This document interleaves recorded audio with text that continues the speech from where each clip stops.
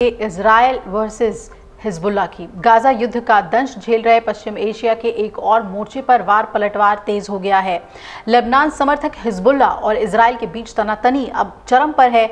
दोनों ने अंतर्राष्ट्रीय समुदाय की चेतावनियों को दरकिनार करते हुए एक दूसरे की सीमा पर हमले तेज कर दिए हैं। आपको बता दें कि इसी क्रम में कल लेबनान समर्थक समूह को एक बड़ा झटका लगा जब इजरायली हवाई हमले में उसका शीर्ष कमांडर इब्राहिम मोहम्मद कुबैसी मारा गया है। हिजबुल्ला ने इसकी पुष्टि भी कर दी है कि इजराइल के बेरूत पर हवाई हमले में कुबैसी की जान चली गई। हमला 6 मंजिला इमारत की 3 मंजिलों पर किया गया था और ये एक हफ्ते में भी कम समय में बेरूत पर इजराइल का तीसरा हमला है। वहीं इजराइल और हिजबुल्ला के बीच संघर्ष और तेज होने के बाद से कुबैसी समूह का पहला सदस्य है जिसे मरा हुआ घोषित किया गया है।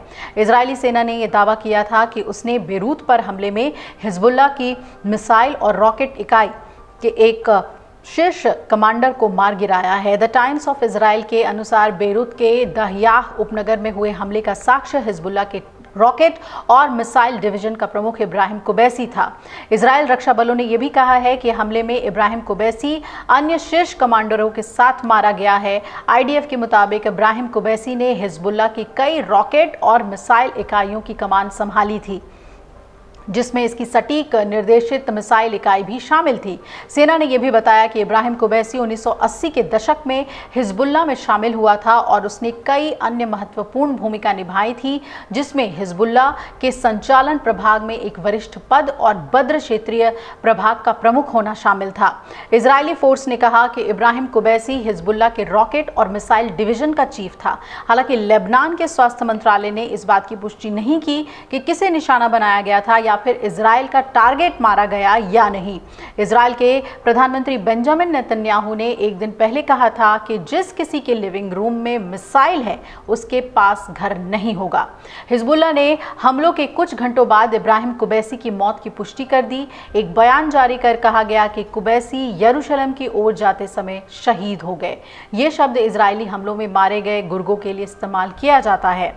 आईडीएफ ने कहा कि पिछले कई सालों और युद्ध के दौरान वो इजरायली घरेलू मोर्चे पर हमलों के लिए जिम्मेदार थे। कुबैसी मिसाइलों के क्षेत्र में ज्ञान का एक केंद्रीय स्रोत थे और हिजबुल्ला की सीनियर लीडरशिप के करीब थे। और यूं तो ये लड़ाई 7 अक्टूबर 2023 को इजराइल पर हमास के हमले के बाद शुरू हुई, लेकिन पड़ोसी देश लेबनान में सक्रिय हिजबुल्ला आतंकी संगठन ने फलस्तीनियों के साथ एकजुटता में इजराइल पर हजारों रॉकेट, मिसाइल और ड्रोन दागे हैं।